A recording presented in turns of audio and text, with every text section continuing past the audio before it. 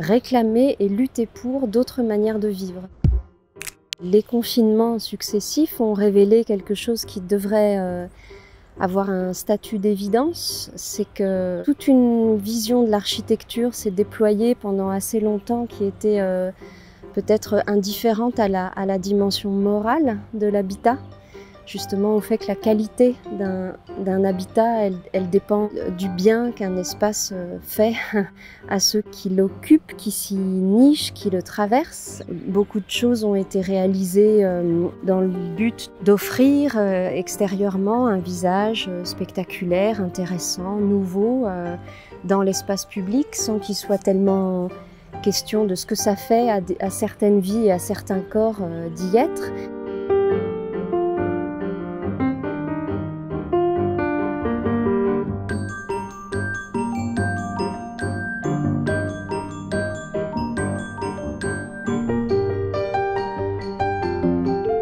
Ça part d'une sorte d'hommage pétri à la fois d'admiration pour les zadistes et de colère envers la destruction méthodique de leur réalisation.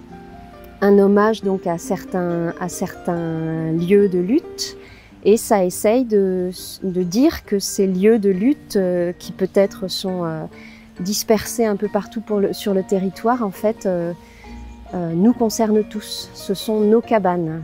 Nous ne sommes peut-être pas les cabaneurs, et ceux qui sont capables d'installer une portion importante de leur vie, ou même toute leur vie pendant un certain temps sur ces terres-là. Mais ils nous montrent la nécessité, la capacité à imaginer d'autres abondances.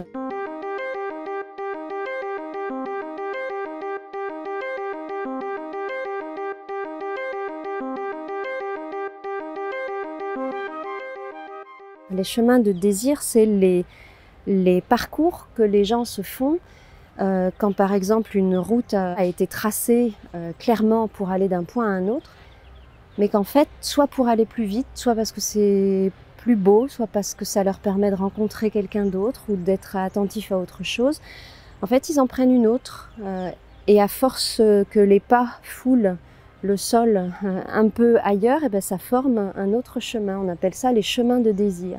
Cette affaire-là, elle montre bien qu'on a besoin que notre corps y puisse quelque chose. Voilà, habiter, ça voudrait dire que notre corps puisse quelque chose à un espace. Et que l'espace ne nous contienne pas, mais que l'espace nous maintienne dans une certaine liberté, dans une certaine respirabilité. Ça ne dépendra pas forcément de leur luxe ou de leur beauté extérieure, ça dépendra de la qualité morale de ceux qui les conçoivent.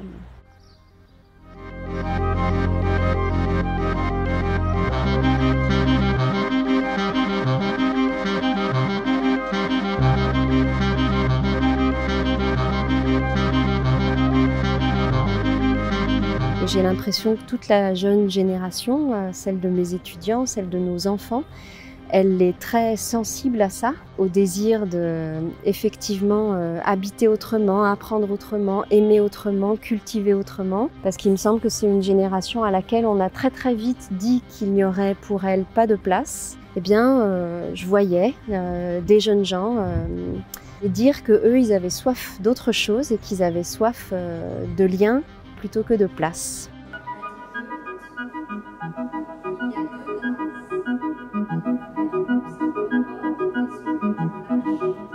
Ce qui a changé peut-être, c'est que ce soit le cœur de la revendication politique. C'est que ça se dise avec cette simplicité. Réclamer et lutter pour d'autres manières de vivre. Désormais, je crois, espérer, critiquer, vivre une colère, revendiquer, réclamer, tenter, ça se formule en termes de forme de vie.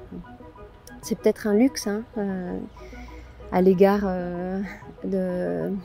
d'états de vulnérabilité radicaux, mais c'est ce qui anime, je crois, la plupart des luttes présentes.